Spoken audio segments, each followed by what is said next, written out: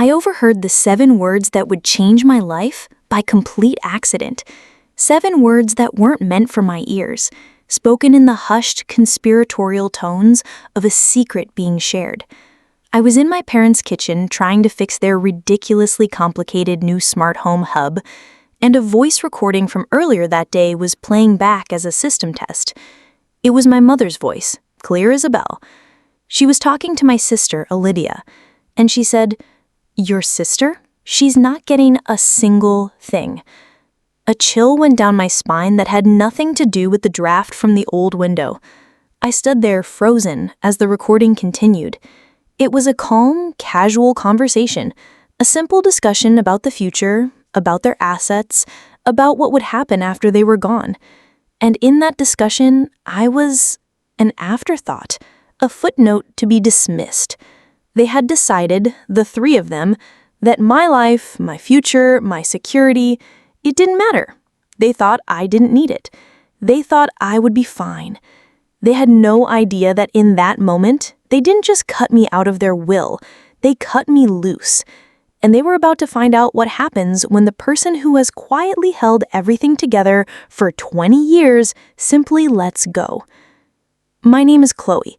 For as long as I can remember, I've been the quiet one, the steady one. My older sister, Olivia, she's a firework. She's dazzling and loud and commands the attention of every room she enters. She's a high-powered real estate agent in the city, always closing big deals, driving a fancy car, and talking about her portfolio. My parents are endlessly impressed by her. They hang on her every word, their faces beaming with pride.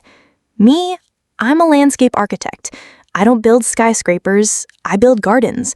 I work with soil and stone and things that grow. My successes aren't measured in dollars and cents, but in the slow, patient unfurling of a fern, the vibrant bloom of a heritage rose, the way a stone path can feel like it has been there for 100 years. To my parents, Olivia's job was a career.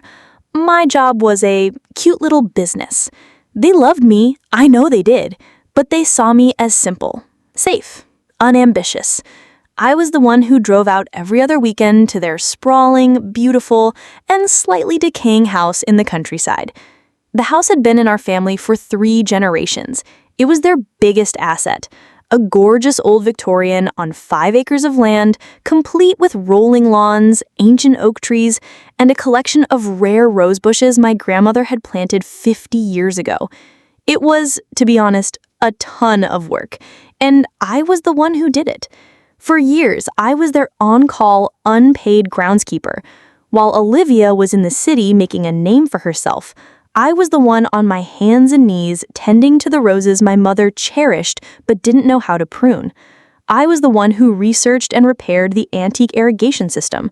I was the one who spent entire summers carefully maintaining the protected wetland at the back of the property, a unique ecological feature that required specialized care to keep it from becoming an overgrown swamp. I did it because I loved the land, I loved the history, and I loved my parents. I thought that my work, my dedication, was a language they understood. I thought they saw what I was doing, that they valued it. The Smart Home Hub was my Christmas gift to them last year.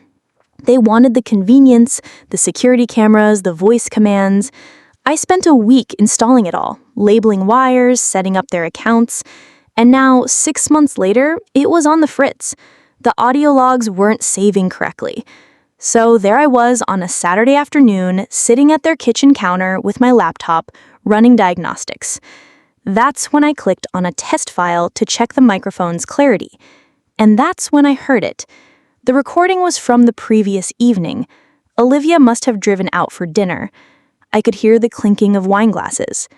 And with the market the way it is, Olivia was saying, her voice smooth and professional, this property is a gold mine, but only if it's managed correctly. You can't just let it sit here. Then my father's voice. We know, honey, we know. That's why we've been talking. We're getting the trust documents drawn up next week. A pause. Then my mother, her voice lowered.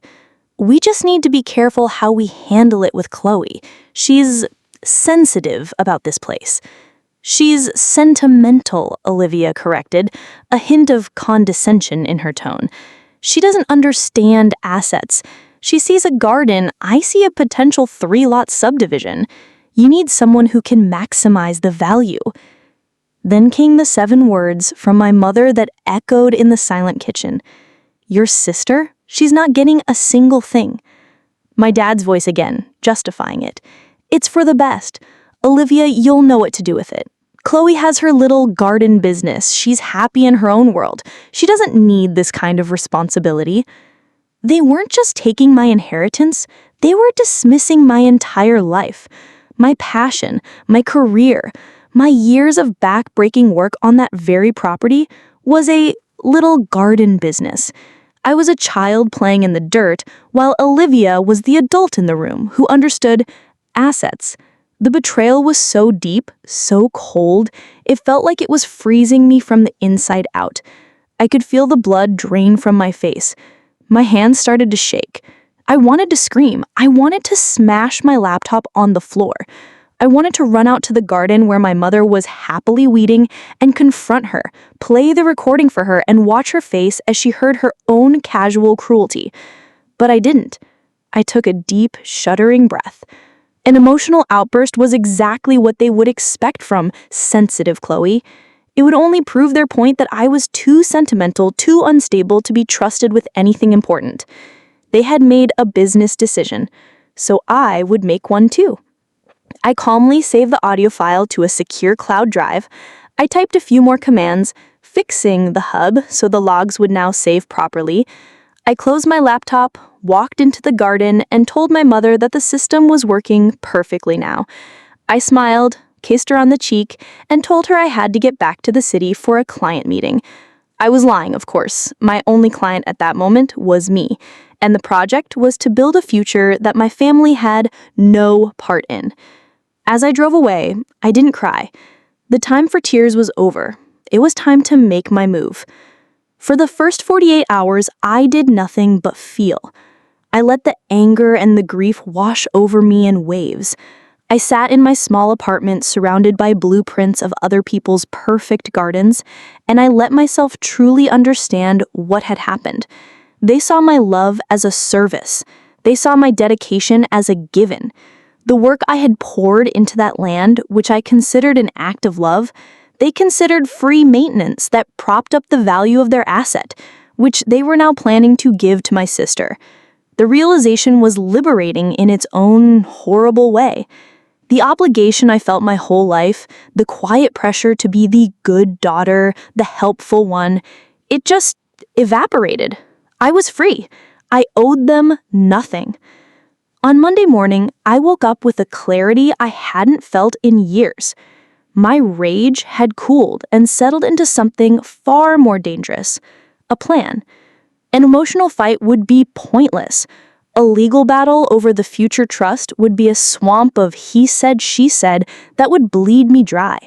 I had to operate in a language they would understand, the language of assets, of value, of cold, hard numbers. My first move was simple. I stopped going out to the house. The next weekend, my mom called. Evie, honey, are you coming out? The roses are looking a bit droopy, and that sprinkler head in the south lawn is acting up again. Oh, I'm so sorry, Mom. I'm completely swamped with a new project. I just can't get away. Oh, well, when do you think you'll have some time? Oh, this season is just so busy. You know how it is. Maybe you could call a local landscaping company. I can look one up for you. There was a stunned silence on the other end of the line. The idea of paying for the work I had done for free for over a decade had clearly never occurred to them. This was step 1, establishing that my time and my expertise had a price. My next move was more complex. My power wasn't in fighting for the house. It was in what I knew about the land. The thing my sister, the big-shot real estate agent, had failed to see in her greedy rush to assess its subdivision potential. The protected wetland at the back of the property. For years, I had managed it, consulting with the local conservation authority, following all the guidelines to maintain its delicate ecosystem. I had records of everything, soil samples, water tests, plant inventories, even my email correspondence with the county. It was all part of my personal project files. I spent the next 2 weeks compiling everything into a formal report. I used my professional software to create detailed topographical maps and environmental impact statements. It was a comprehensive dossier on the ecological significance of that half-acre of swamp that Olivia probably had planned to fill in. Then I made a call, not to a lawyer, but to the head of the county's Land Conservation Board, a woman I had corresponded with for years. "Martha," I said, "it's Chloe. I've been doing some pro bono work on my family's property on Old Mill Road for years, managing the wetland area. I'm updating my professional portfolio, and I was hoping to get a formal survey and have the conservation easements officially recorded with the property deed. I have all the historical data ready to go." This was a key decision. I wasn't reporting them. I wasn't being malicious. I was simply a professional landscape architect doing her due diligence. It was a perfectly reasonable and even responsible request. Martha was thrilled. They were always looking to officially protect more green spaces. Within a month, a county surveyor had been out to the property. My report was reviewed, and the conservation easement was officially and legally recorded. That half-acre was now untouchable, forever. And more importantly, there were strict buffer zone requirements, meaning a significant portion of the surrounding land was also now restricted from any kind of development. I didn't say a word to my family. I just went on with my life. I took on new clients. I worked on my designs. The phone calls from my parents about the wilting roses and the broken sprinklers became more and more frustrated, but I always had a cheerful, professional excuse. "I'm so sorry, I'm just buried. Have you tried calling Green Thumb Landscaping? I hear they're very good." The turning point came about 3 months later. I got an email from my sister, Olivia. It was the first time she had reached out directly since that day. The subject line was just appraisal. My heart hammered in my chest. I opened it. "Chloe," she wrote, "I don't know what you did, but you need to fix it. We just had the property appraised for the trust, and it came back at a fraction of what it should be. The appraiser says there's a newly registered conservation easement on the deed that makes almost 70% of the land undevelopable.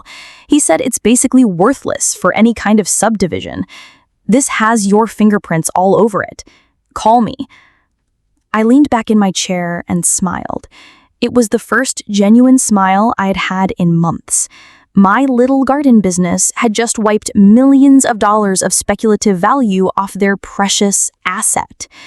The confrontation happened that weekend. They all drove into the city and showed up at my apartment unannounced. My father was holding the appraisal, his face red with anger. Olivia looked like she was ready to explode. My mother just looked lost. "What is the meaning of this, Chloe?" my father demanded, waving the papers at me. "You sabotaged us. You deliberately devalued our property." I didn't invite them in. I just stood in the doorway, my arms crossed. "My property, you mean? Or at least what was supposed to be my property. And I didn't devalue anything.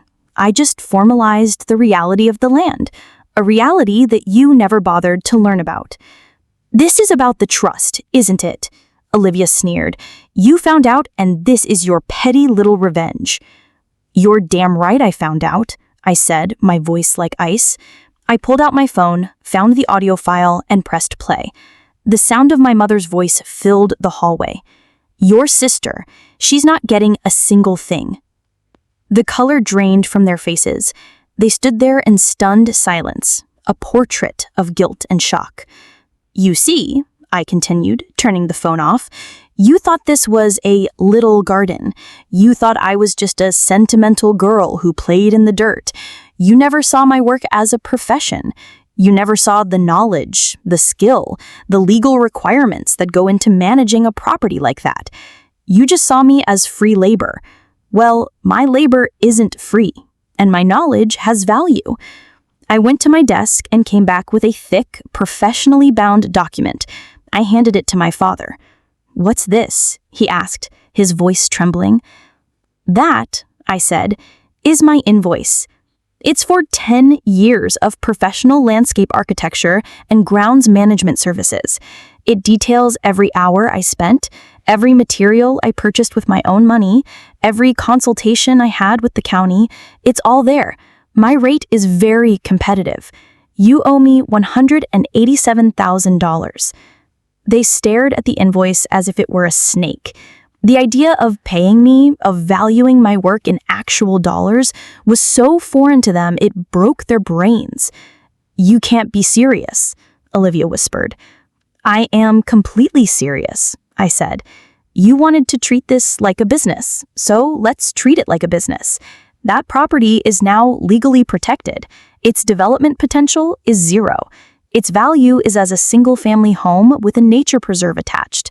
A home, I might add, that requires significant and expensive upkeep, which I will no longer be providing for free. So you can either pay my invoice for past services, or you can start paying a new company to do the work. The choice is yours." I stepped back inside my apartment.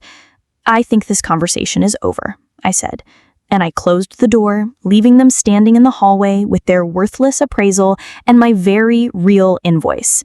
That was my move, and I had just checkmated them.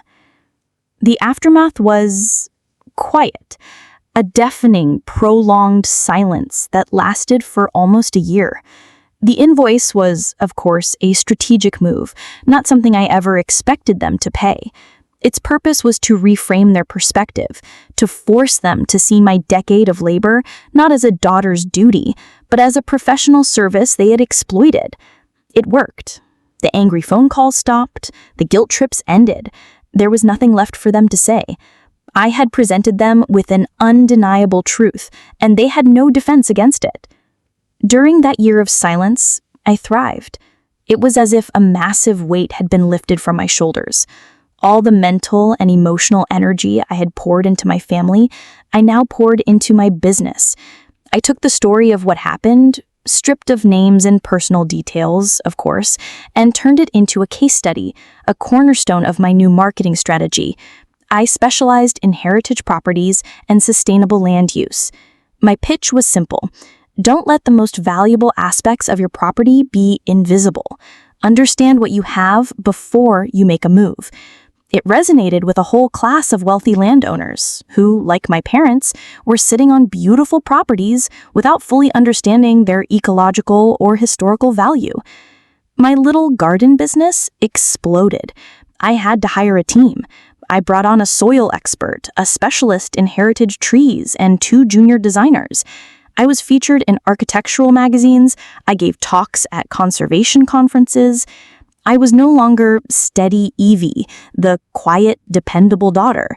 I was Chloe, the founder of Verdant Legacy Designs, a respected and sought-after expert in my field. I was building my own legacy, one rooted in respect for the land, not just its monetary value. The lessons I learned from that ordeal were brutal, but necessary. I learned that family isn't an excuse for exploitation. I learned that my worth is not determined by how useful I am to others, but by the value I create for myself. Most importantly, I learned that true strength isn't about endlessly carrying a burden for others. It's about knowing when to set it down to save yourself. The restraint I showed in not suing them, in not engaging in a screaming match, was the wisest decision I ever made. By responding with calm, professional logic, I didn't just win the argument, I changed the entire game. About a year after I closed the door on them, I received a letter in the mail. It was a simple, handwritten card from my father. There were only 2 sentences inside. "We are selling the house. We can't keep up with it." And below that, I've included a check. It's not nearly enough, but it's a start. Inside was a cashier's check for $10,000. It was a pittance compared to the invoice I had given them, but it wasn't about the money.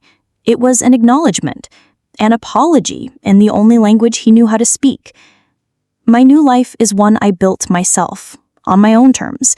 I recently bought a small plot of land a few hours outside the city, a place with a wildflower meadow and a small stream.